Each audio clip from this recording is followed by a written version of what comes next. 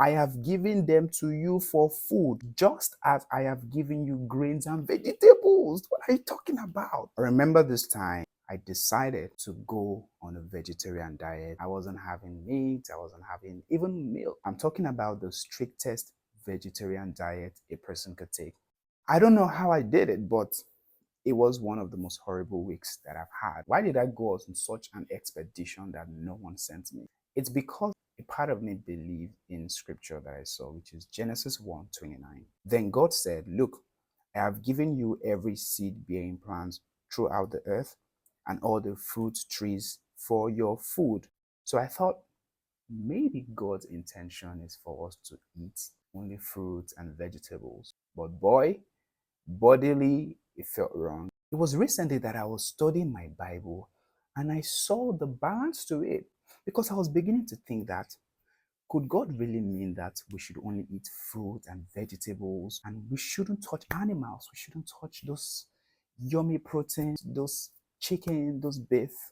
And then I discovered the balance to it, which is in Genesis 9, verse 2 to 4. All the animals of the earth, all the birds of the sky, all the small animals that scurry along the ground, and all the fish in the sea will look on you with fear. Now, here's where I'm going. I have given them to you for food, just as I have given you grains and vegetables. What are you talking about? This is the balance. Listen to me. If you're someone who believes you should only feed on vegetarian diet, particularly because you're referencing Genesis 1:29, here's your balance. It would be different if you knew this, but actually decide to still go on a vegetarian diet, which, by the way, I don't think anyone has to do that to themselves. I know one of the reasons you would quote would be for health reasons. Listen, I had my wedding recently. My 70 something year old uncle came 4 hours drive down to the event. This man still goes to the farm every single day. Well, most days. And guess what they feed on? Amala, eba, akara, and pap. Mostly carbs and some proteins, yet they've survived for that long.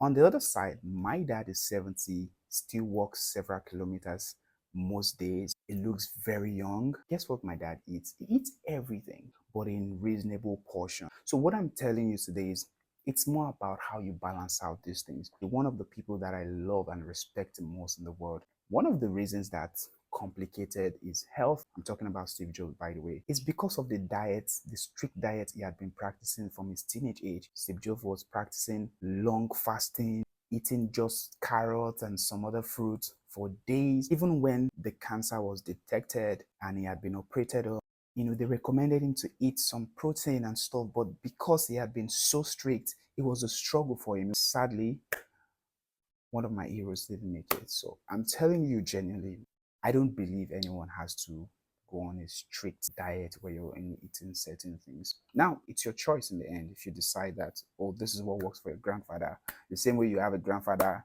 I have uncles, I have grandfathers who are still alive in 2025 and they've eaten all sort of things. Eat in decent proportion. How you exercise. There's a whole lot that makes for great health. It's not just eating vegetables. If anyone tells you it's just because they're eating vegetables that they look so young, for every one of those, I'm going to point out 10 other people that eat everything possible and look as healthy. If you find this useful, subscribe to this channel. I'll see you in the next video.